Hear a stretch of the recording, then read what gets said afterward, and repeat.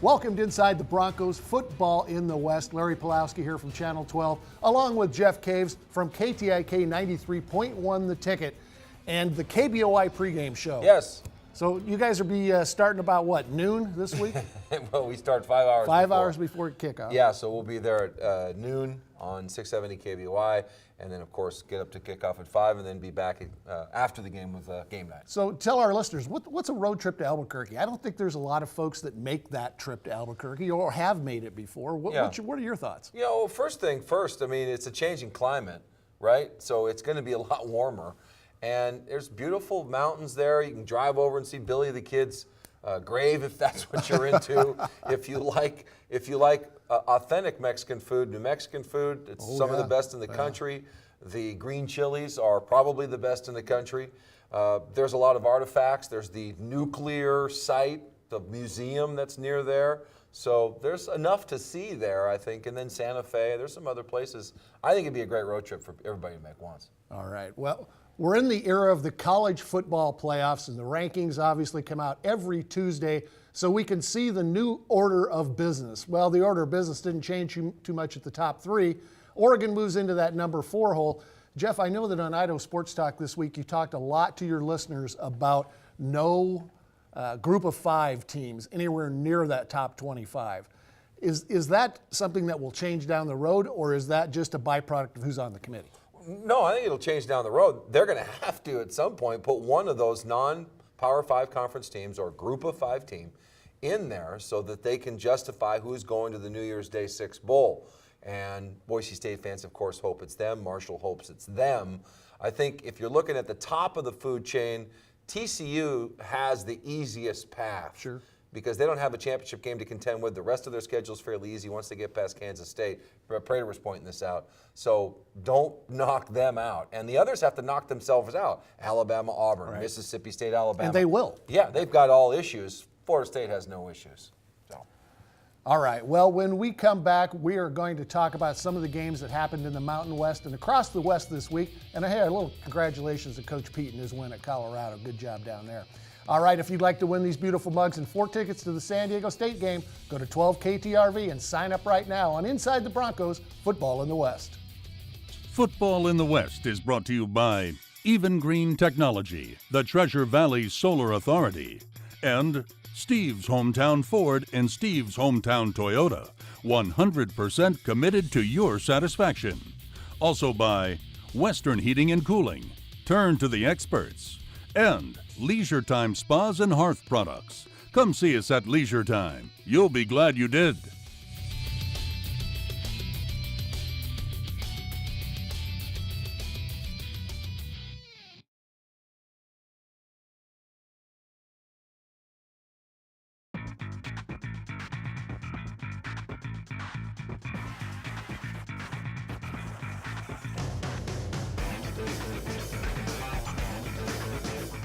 Welcome back to Inside the Broncos, Football in the West, brought to you by Even Green Technology, the Treasure Valley's Solar Authority.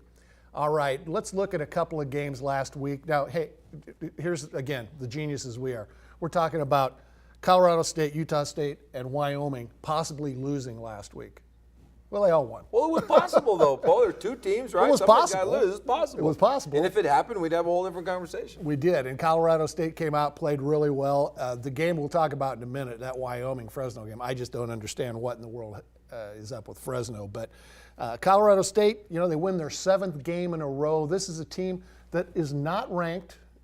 Right. It's a team that's got to be really frustrated because their only loss is to Boise State. And if Boise State wins out, they can't get into the championship game at 11-1, and they might not make a decent bowl game. They might, the Royal Purple Las Vegas Bowl isn't in their picture either. So what a weird season we've had so far. Those guys have to be really frustrated. Well, I don't know yet. There's still, as they would tell us, a lot of football to be played and all that. So we can leave that conversation at that. But, you know, San Jose State is still in the game. The west side of the Mountain West still has a lot of things to be decided. San Jose's got a great quarterback in Joe Gray. He threw for 300 yards. He threw the ball 51 times, but he threw 2 picks because he's a freshman. Yeah.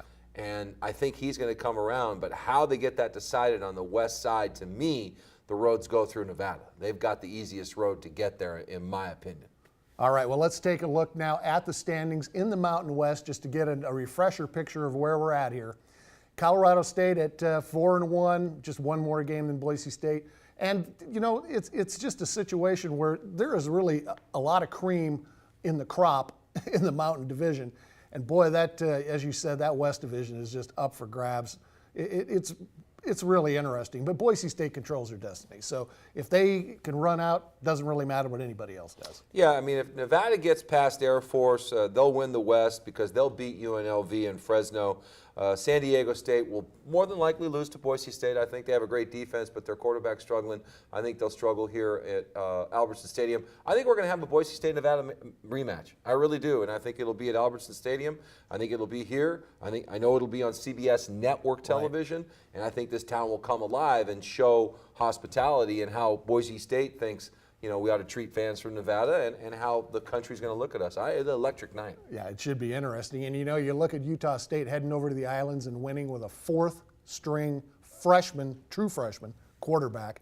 Just an unbelievable situation with Utah State. Yeah. They just reload. Yeah, well, they had 7 quarterbacks on the roster. And we all know they lost the first 3, and they're down to number 4. So I don't know where they got these other guys. But they were hanging out. And this kid comes from, I think he's from Texas. Air Force wanted him. He's more of an option quarterback, but he is doing exactly what Matt Wells tells him. I just think it's his second game that's the problem, and we'll talk about that. That's the second game. Now he's got one under his belt, so the defenses will know how to confuse him next time. Be interesting to see what happens. All right. Well, I don't even want to try to get into analyze how Wyoming can go to Fresno State and win 45-17. So we're not even going to get into that. That team is in disarray. Not sure exactly what happened to the Bulldogs. When we come back, we'll talk a little bit more about Mountain West right here on Inside the Broncos Football in the West, brought to you by Even Green Technology.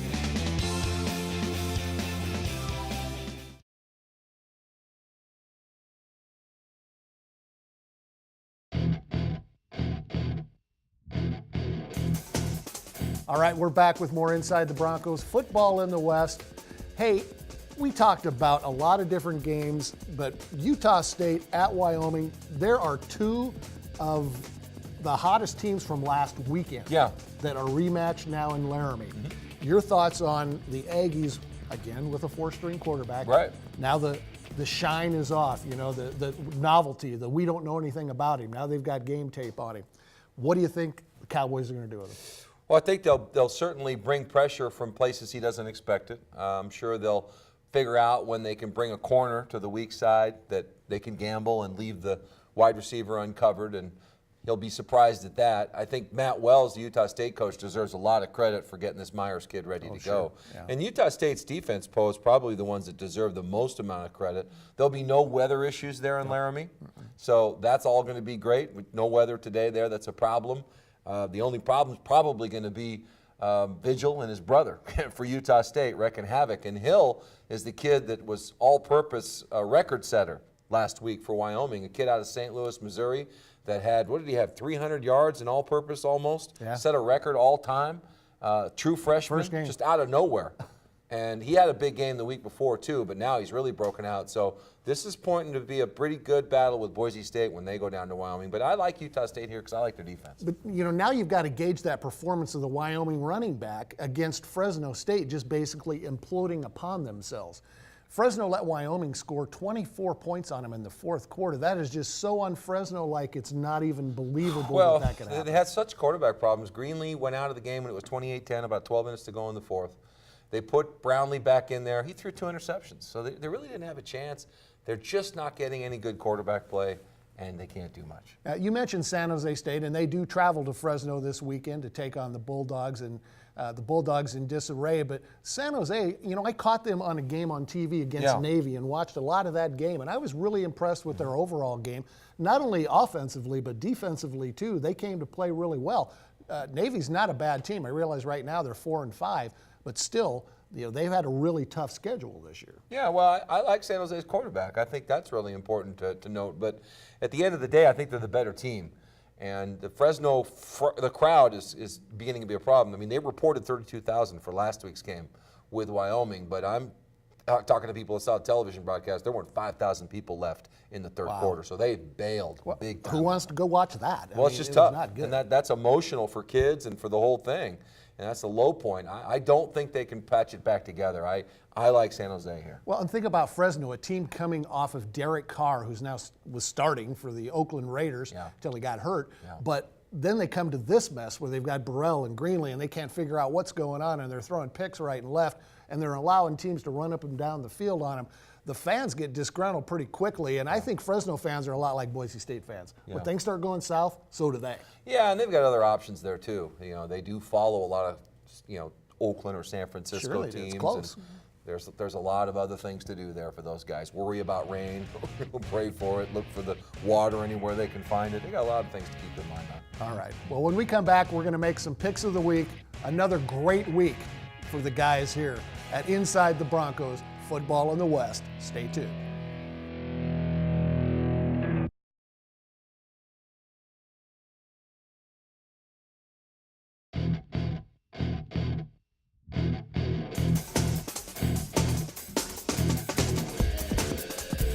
Welcome back to Inside the Broncos, Football in the West. Time now to make some picks of the week.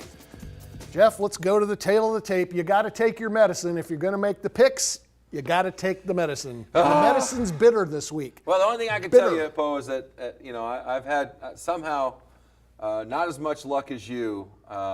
Yeah, that was a lot more luck right there. How do I go from 3-0 to 0-3? What kind of a prognosticator am I? It's horrible. Poor. Well, okay. Well, let's go to our next set of horrible picks. Jeff, we're going to start with you. You're going East Coast this week. Well, hey, one-loss team. Everybody thinks that Duke should win this game. I'm sure if you guys want to make any bucks, just go against it. Just go the other way. Just take Syracuse. Well, let's stay on the East Coast then and see your second one. You're going to take the Seminoles. Yeah, I feel much better about that. Virginia's not bad defensively, but Florida State's got a lot to play for now. I mean, they need to stay out in front. They need some style points. Yes. And this is a good place to start. That's a good point. They need style points, and this is a good place to start it. All right, and I'm going to go with Air Force. They only have to give up 6 points at UNLV. I'm just not convinced UNLV can figure out this Air Force offense, so I'm going to go with them. And I'm also going to go with the Mean Beavs over the Cougars of Washington State. Without Halliday, I think there's some issues that they're going to be dealing with. And this team is pretty solid, so we'll see. I'm going to go against Boise State this week just because of the points. 15 points is too much. I'm going to take the Lobos. Yeah, I go the other way on that, Poe, because I don't believe in Jordan, the quarterback's ability to throw the ball consistently. And I like Boise State's chances of getting up early and forcing New Mexico to take all that time off the clock and not be too effective. All right, well, there is a pick that I hope I lose. So we'll go with Jeff's on that. When we come back, it's time to talk Pac-12 football, and we've got a couple of really good games to talk about right here on Inside the Broncos, Football in the West, brought to you by Even Green Technology.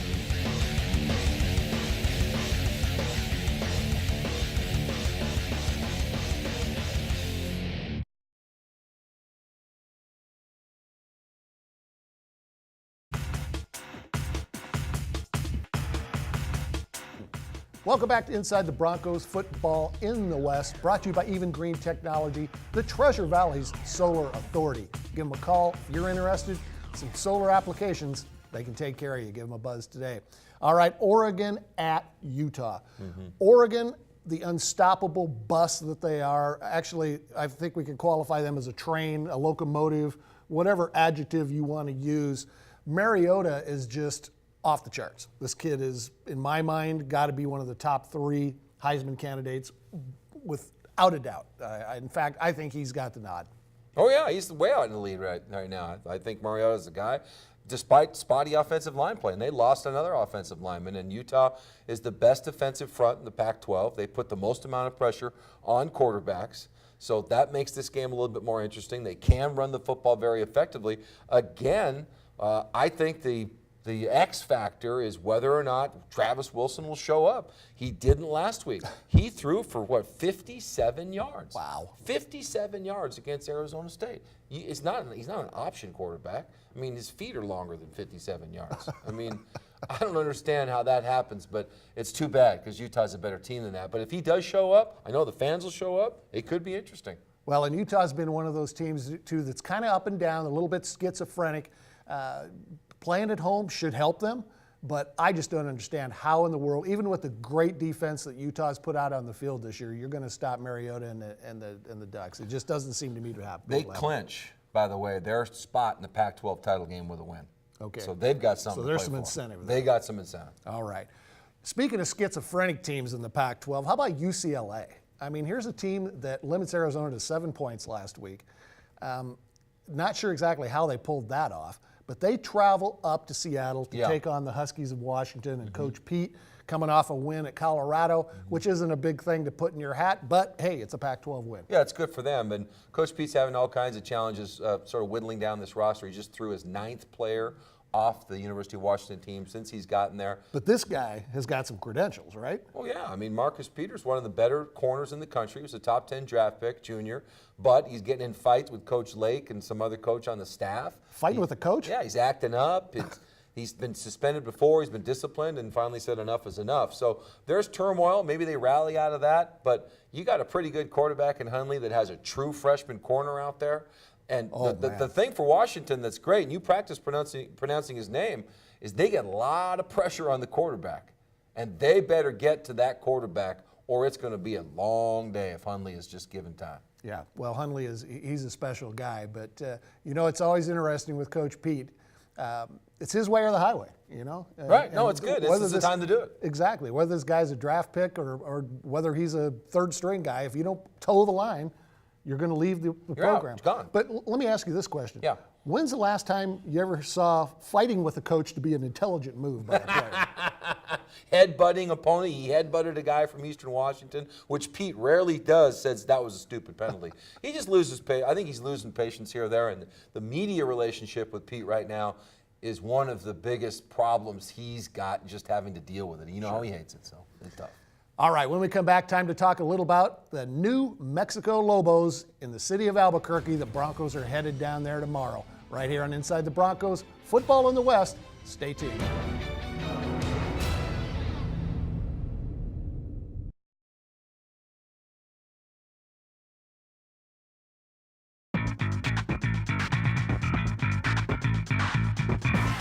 We are back on Inside the Broncos, Football in the West. After a bye last week, it's time to get back into Bronco football and what we see coming up in Albuquerque this weekend for the Broncos. Yeah. 5 o'clock kickoff tomorrow afternoon. Weather should be great. Shouldn't be any issues with that. Actually, the weather across the entire West looks like it's going to be pretty good. Your thoughts real quickly on the Broncos with 2 weeks to prepare for this crazy option offense. What do they have to do to stop Well, it? first of all, I hope they did some running because you have to stay in shape defensively. You're going to have 15-play drives. Offense had better be efficient because your number of possessions to score touchdowns is going down. So those two factors say the defensive guys got to stay in shape. The offensive guys have to be razor sharp because you may not get as many opportunities. This also tells me special teams, it's time to produce a big play. That would be a first. They need help in this game, in the return games for kickoffs and punt returns specifically, because there's just not that many possessions to go around, Poe. New Mexico plays the type of game where it's all about time of possession, and that's why they play this offense, because they don't want you to have the ball. They know they don't have the personnel on defense. Well, this New Mexico offense has one issue to deal with. Cole Gotchke is going to be out. Got hurt. He's history. But he was one of 5 running people, and I don't know what they call them, the running backs, quarterbacks. Yeah. They're running people because they all run. So these running people all had between 300 and 800 yards between them. 5 different people. That's unheard of in a football team. I have never seen a stat like that before. Well, that's all they do is run the football, so they're going to churn some yards that way. I like this, and I remember Presley, but you look at his average per carry, and Presley's generating 8 yards a touch. And I know he's in the pass game as well. That's the kid to worry about because he can break one play, or every time he touches it, it's almost a first down. Yeah. And they need to somehow control him and get a handle on him early in the game. That's what I think is so important. You want to get up on them because they can't throw themselves back in the game. Well, another interesting stat that I came across, and we've all talked about this stat this week, but they've completed 50 passes. They've only attempted 97. Washington State had 2 different games, I think, one for sure, where they completed 50 passes in one game. Yeah, different offenses. It's a totally different deal. Well, let's turn the page now on the other side and talk about Grant Hedrick and Jay Ajayi and Spurbeck and Shane Williams-Rhodes. All the people that are in that puzzle offensively, they should be able to score on this defense. You would hope so. I look at it and think, okay, one thing that's back in the arsenal, and it started with Nevada with that long throw to Anderson, is the long ball. And when you look at the BYU game, it was those 3 big throws. I think there was a 78-yard touchdown to Spurbeck. There was a couple of 48 and 50-yarders. That's what's making the big difference in the offense, to have the quick strike and get that ball deep and make those guys honor that, the safeties, and not be running up on the line of scrimmage. And then that opens up your run game. It's so important to hit some long balls. And I don't think New Mexico can keep pace. Well, and the other thing to look at besides the passing game, obviously, is this team can be rushed on also. And Ajayi should have his exemplary game. And then you get to look at the other ones with Demas and McNichol and how they're going to use those running backs in this offense. Is that something we're going to see much of, do you think, tomorrow? You're not going to see much Demas. You could forget about Demas. I don't think that's going to happen. But McNichols, you're going to see a lot of. And he only gets more and more involved in the offense. Remember, he's a true freshman. They have to break him in. I think he went from 7 plays to 15 plays. Mm-hmm. I wouldn't be surprised if he's somewhere closer to 20 plays now or more that he is eligible for. But watch out. I mean, can he pass protect? If he's a liability in pass protection, then he can't be down there. He can't be in 3rd and medium or long. He's too much a liability. So he's still a specialty guy. Well, and they started using him in that kick return game last week too, so that was a beautiful thing to see. I just like the explosiveness that's out there. You know, God bless Dallas Burrows. He's a good, solid kid. You know, he's solid, but the explosion's not there. So I like to see McNichols there. All right, Jeff. Well, tomorrow you're going to be, you know, you're actually in New Mexico as we speak because we tape this show. Yes. But we're going to be talking about the KBOI pregame show that you guys start 5 hours ahead of time, so noon on 670 KBOI. Yeah, we'll be there. Yeah, 670 KBOI game day, a lot of interviews. Talk to people all over the country about Boise State football. All right, and don't forget to tune in to Jeff on Idaho Sports Talk 93.1 The Ticket every Monday through Friday from 3 to 6 o'clock for the best of sports talk in the state of Idaho. All right, when you see these mugs, go to our website. You can still sign up to win those San Diego State tickets for next week. And we'd also like a shout out to our friends at Steve's Hometown Motors over in Ontario and Payette and Weezer. Great guys, appreciate the sponsorship, and Even Green Technology, the Treasure Valley's solar authority. Tune in next week. We'll be back with more Inside the Broncos, Football in the West.